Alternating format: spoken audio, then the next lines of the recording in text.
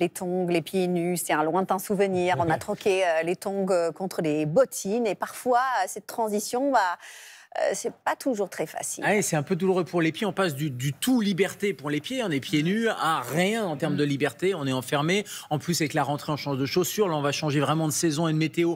On va peut-être prendre des chaussures neuves. Et les chaussures neuves, c'est un vrai problème parce que cette transition, elle se fait vraiment brutalement. Et nos pieds, ils n'aiment pas ça du tout. Ils sont enfermés. Ils respirent pas. Donc vraiment, des conseils parce qu'on a beaucoup de consultations de gens qui sont inquiets, qui ont des douleurs, qui veulent des radios. Et en fait, c'est juste un problème, j'allais dire mécanique, de problème de place à l'intérieur de la chaussure. Donc vraiment des rappels de base, mais des chaussures pas trop serrées quand on les choisit, c'est vraiment important. Un bon soutien de la voûte plantaire aussi, parce que quand on marche vite, quand il pleut, on court un petit peu, etc. Si vous avez un mauvais soutien de la voûte plantaire, c'est source de douleur. Talons raisonnables, ça c'est plutôt pour mesdames et notamment pas des hauts talons parce que ça a des répercussions en haut, la cheville, le genou et même le dos. Et il faut, quand vous changez de chaussures, essayer les nouvelles chaussures quand vous les choisissez dans le magasin le soir parce que les pieds sont gonflés. Si vous choisissez le matin, vous risquez de prendre trop petit et ça c'est un vrai problème. C'est du super conseil. Donc pas d'achat sur Internet selon vous? Alors, pas d'achat le matin et pas d'achat sur Internet, des achats et essayages. Le soir, oui, sur Internet, c'est compliqué d'essayer. Il faut marcher, il faut essayer dans le magasin au moins 10 minutes, gesticuler un peu avec le pied et vérifier que tout va bien. 10 minutes. Laisser, oui, parce que c'est long dans un magasin, 10 minutes.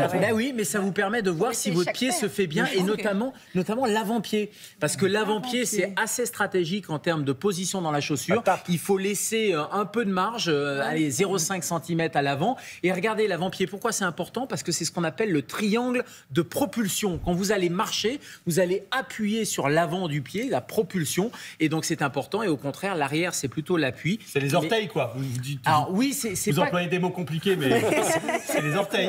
C'est pas que les orteils, c'est aussi l'arrière des orteils. La tête du métatarse. Vous voulez des mots compliqués? Les mots compliqués. Allez, à l'appel. Exactement. Docteur, j'ai une petite technique. Je ne sais pas ce qu'elle vaut, mais j'achète les paires de baskets une par une. C'est-à-dire que j'en achète une et je la mets pendant 3 ou 4 mois.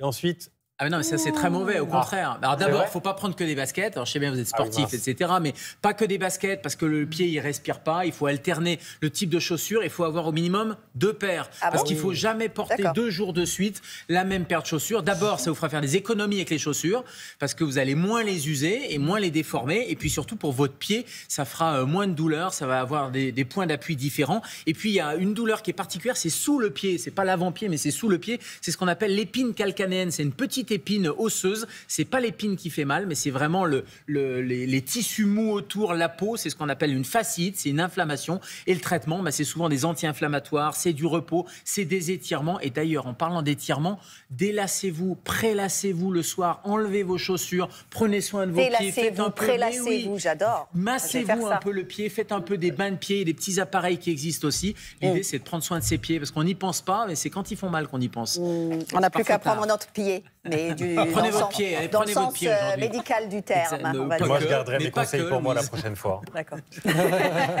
Merci. Merci, Doc. Merci, docteur.